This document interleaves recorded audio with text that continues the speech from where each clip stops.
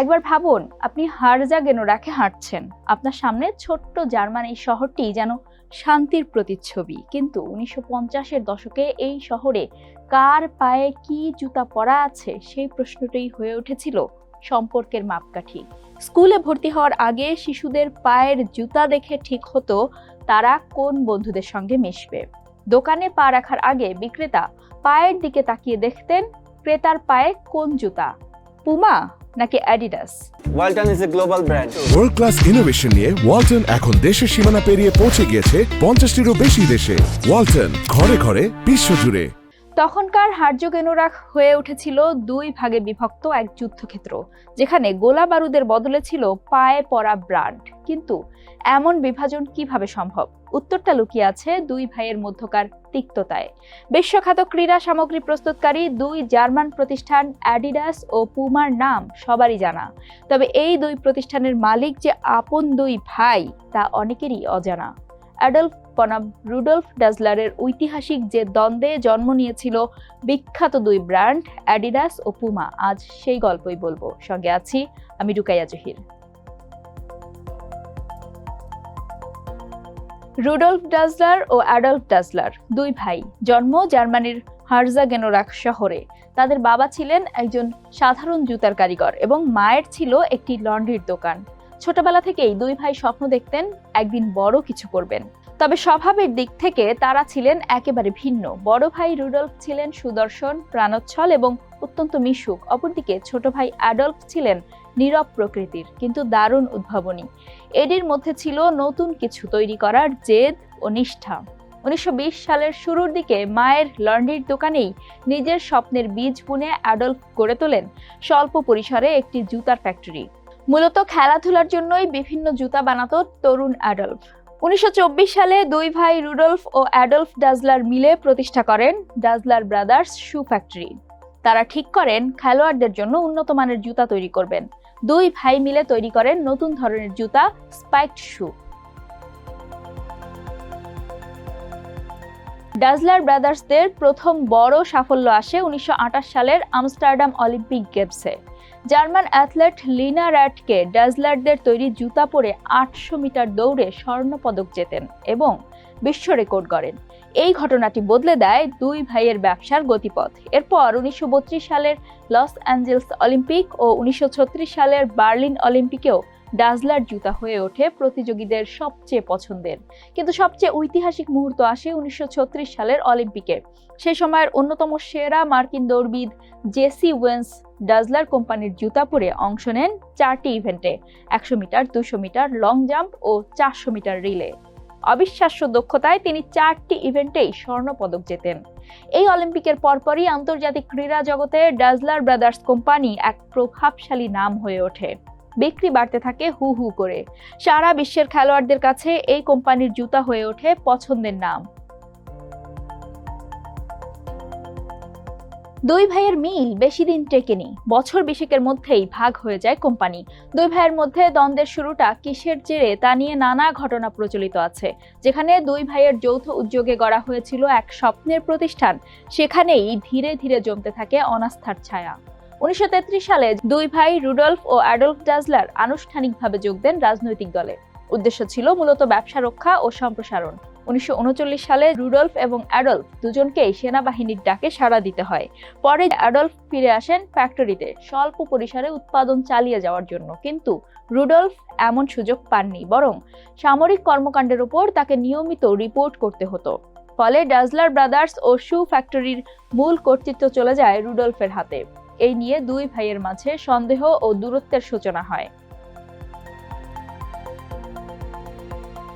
Rudolph পরিবার সহ একটি আশ্রয় কেন্দ্রে আশ্রয় নেন। সেখানে অ্যাডলফ এসে মিত্রদের প্লেন লক্ষ্য করে বলেন, the dirty bastards are back again. এই মন্তব্যটি রুডলফ নিজের পরিবারের উদ্দেশ্যে বলা হয়েছে বলে ধরে নেন। এই ভুল বোঝাবুঝি দুই ভাইয়ের মধ্যে পারস্পরিক সন্দেহকে স্থায়ী রূপ দেয়। এই ঘটনার কথা বারবারা স্মিথের বই স্নিকার্স ওয়ার্স সহ কয়েকটি জায়গায় উল্লেখ রয়েছে। অ্যাডলফের ব্যবসায়িক দক্ষতা এবং তার কোম্পানির জুতা যুক্তরাষ্ট্রের অলিম্পিক অ্যাথলেটের উপকারে এসেছিল। এসব বিবেচনায় তাকে মুক্তি দেওয়া হয়। বন্দি জীবনে রুডলফের মনে দৃঢ় হয়ে ওঠে এক সন্দেহ। তার মনে হতে থাকে এই অবস্থার জন্য দায়ী তার ছোট ভাই অ্যাডলফ। অনেকেই তাকে বলেন কাছের কেউই তাকে ফাঁসিয়েছে। তিনি বিশ্বাস করেন হয়তো অ্যাডলফ ও তার স্ত্রী কেথ এই ষড়যন্ত্রে যুক্ত ছিলেন। এদিকে অ্যাডলফও রুডলফকে সন্দেহ করতে থাকেন, যখন 1946 সালে তাকে দ্বিতীয়বারের মতো জিজ্ঞাসাবাদের জন্য ডাকা হয়। একসময় দ্বন্দ্ব এমন জায়গায় পৌঁছায় যেখানে একসাথে কোম্পানি পরিচালনা করা আর সম্ভব হয়নি। রুডলফ সিদ্ধান্ত নেন কোম্পানি ভাগ করার। তিনি সব শ্রমিককে ডেকে জানান যে তারা যে কোনো এক ভাইয়ের দলে গিয়ে কাজ করতে পারেন। কারিগরি শ্রেণীর 2/3 শ্রমিক থেকে যান অ্যাডলফের সঙ্গে, যিনি ছিলেন উদ্ভাবনী ও উৎপাদনমুখী। অন্যদিকে বিক্রয় ও বিপণন কৌশলে দক্ষ শ্রমিকরা যান রুডলফের সঙ্গে, যিনি ছিলেন স্বভাবতই মিশুক ও ব্যবসায়িক কৌশলে পারদর্শী। 1948 সালে ভাগ হয়ে যায় ডাজলার ব্রাদার্স শু ফ্যাক্টরি কোম্পানি। ভাগ হওয়ার দিন দুই ভাইয়ের মধ্যে যে আলোচনা হয়েছিল সেটিই ছিল শেষ কথোপকথন। এরপর মৃত্যুর আগ পর্যন্ত আর কথা হয়নি দুই ভাইয়ের মধ্যে। দুই ভাইয়ের বিভাজনের ফলে জন্ম নেয় দুটি প্রতিদ্বন্দ্বী সাম্রাজ্য, সৃষ্টি হয় দুটি বিশ্বখ্যাত জুতা কোম্পানি। 1948 সালে প্রতিষ্ঠিত হয় রুডলফ ডাজলারের পুমা। এর পরের বছর 1949 সালের 18 আগস্ট অ্যাডিডাস নামে আত্মপ্রকাশ করে অ্যাডলফের প্রতিষ্ঠান। তখন থেকেই চলছে দুই কোম্পানির মধ্যে চরম প্রতিদ্বন্দ্বিতা। তবে প্রথমে সাফল্য পায় পুমা। 1952 সালে তাদের তৈরি সুপার অ্যাটম বুট ফুটবলারদের কাছে ব্যাপক জনপ্রিয়তা পায়। কিন্তু 1954 সালে জার্মানি প্রথমবারের মতো বিশ্বকাপ জেতে। তখন জার্মান খেলোয়াড়দের পায়ে ছিল অ্যাডলফের অ্যাডিডাস কোম্পানির জুতা। এর ফলে লড়াইয়ে কিছুটা এগিয়ে যায় অ্যাডিডাস। 1970 সালের মেক্সিকো বিশ্বকাপে একটি চাঞ্চল্যকর ঘটনার সাক্ষী হয় সবাই। বিশ্বের কোটি ফুটবল প্রেমীর চোখ তখন মাঠের দিকে, আর এই সুবর্ণ সুযোগকে কাজে লাগাতে চায় দুই ভাইয়ের তৈরি দুই প্রতিদ্বন্দ্বী ব্র্যান্ড অ্যাডিডাস ও পুমা। দুই ব্র্যান্ডে বোঝা যায় যদি তারা বিশ্বকাপের সবচেয়ে জনপ্রিয় খেলোয়াড়কে সঙ্গে রাখতে পারে তবে বিশ্বব্যাপী বিপণনে তা হবে এক বিশাল মাইলফলক। সেই সময়ের সবচেয়ে উজ্জ্বল নাম ব্রাজিলিয়ান কিংবদন্তি পেলে। কিন্তু দুই ভাইয়ের মধ্যকার চুক্তি অনুযায়ী কেউই পেলেকে প্রলোভন দেখাবে না, যাকে বলা হয়েছিল পেলে প্যাক্ট। কারণ পেলে এতটাই বড় নাম যে তাকে স্পন্সর করতে গেলে খরচের লাগাম ছিঁড়ে যাবে এবং একে অপরকে ছাড়িয়ে যেতে কেউই বাড়তি ঝুঁকি নিতে চাইছিল না। কিন্তু এই নিয়ম ভেঙে প্রথম এগিয়ে যান রুডলফ ডাজলার, তবে সরাসরি নয়, পরোক্ষভাবে, চতুর কৌশলে। তিনি তার বিপণন প্রতিনিধি হান্স হেনেসকে নির্দেশ দেন যেভাবেই হোক পেলেকে পুমার জুতা পরাতে হবে। হেনেসও থেমে থাকেন না। পেলের সঙ্গে চুক্তি হয় গোপনে, শর্ত একটাই, পেলে যেন মাঠে নামার আগে রেফারির কাছে জুতা বাঁধার জন্য সময় চান এবং তখন ক্যামেরার সামনে যেন পরিষ্কারভাবে দেখা যায় পুমার লোগো। 1970 বিশ্বকাপে ব্রাজিল বনাম রোমানিয়ার ম্যাচের শুরুতে হঠাৎ করেই পেলে রেফারির অনুমতি নিয়ে হাঁটু গেড়ে বসেন মাঠে। সারা পৃথিবীর ক্যামেরা তখন তার দিকে তাকিয়ে, আর দর্শকরা দেখলো পায়ের নিচে চকচকে কালো জুতার উপর বড় করে লেখা পুমা। এই ঘটনা গোটা ফুটবল বিপণনের ইতিহাসে এক ঐতিহাসিক মুহূর্ত হয়ে ওঠে।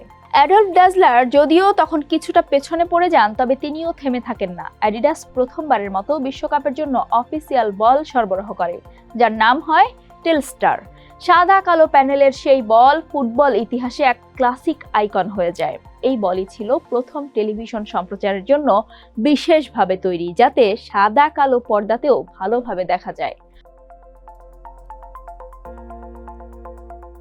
দুই ভাইয়ের পরবর্তী প্রজন্ম এই প্রতিদ্বন্দ্বিতা থেকে মুক্ত ছিল না। অ্যাডলফ ডাজলারের ছেলে হরস্ট অ্যাডিডাসের নেতৃত্ব দেন, কিন্তু 1987 সালে হরস্ট অ্যাডিডাস বিক্রি করে দেন ফরাসি শিল্পপতি বার্নার্ড টাপির কাছে। অন্যদিকে পুমার 72% শেয়ারও সুইস ব্যবসা প্রতিষ্ঠান কোসা লিয়েরবারম্যান এস এর কাছে বিক্রি করে দেন রুডলফের ছেলে আর্মিন। 2009 সালে দুই কোম্পানির বর্তমান কর্মীরা একসাথে একটি প্রতীকী ফুটবল ম্যাচের আয়োজন করে। তা ছিল অ্যাডিডাস বনাম পুমা, তবে যুদ্ধের নয়। এটি ছিল মূলত তাদের মধ্যে মেলবন্ধনের বার্তা দেওয়ার জন্য। দুই কোম্পানি একসাথে বিবৃতি দেয়, আমরা প্রতিদ্বন্দ্বিতাকে সম্মান করি কিন্তু একসাথে এগিয়ে যেতে চাই। বিশ্বখ্যাত ক্রীড়া পোশাক ও জুতা প্রস্তুতকারক কোম্পানি অ্যাডিডাস 2024 সালে বৈশ্বিক রাজস্ব অর্জন করেছে প্রায় 23.5 বিলিয়ন ইউরো। এই রাজস্ব 2023 সালের তুলনায় প্রায় 1.5% বৃদ্ধির ইঙ্গিত দেয়। যদিও 2023 সালে ইয়েজি ব্র্যান্ড থেকে সৃষ্ট বিতর্কের কারণে অ্যাডিডাস আর্থিকভাবে চাপে ছিল, তবে তারা 2024 সালে সেই সংকট কাটিয়ে ঘুরে দাঁড়াতে সক্ষম হয়েছে। বিশেষত ডিটিসি বা ডিরেক্ট টু কনজিউমার সেলস চ্যানেলের সম্প্রসারণ তাদের অনলাইন বিক্রয়কে প্রায় 20% বাড়িয়ে দেয়, যেখানে মূল অবদান এসেছে অ্যাডিডাস অ্যাপ ও অফিসিয়াল ওয়েবসাইটের মাধ্যমে সরাসরি ক্রেতার কাছে বিক্রি থেকে।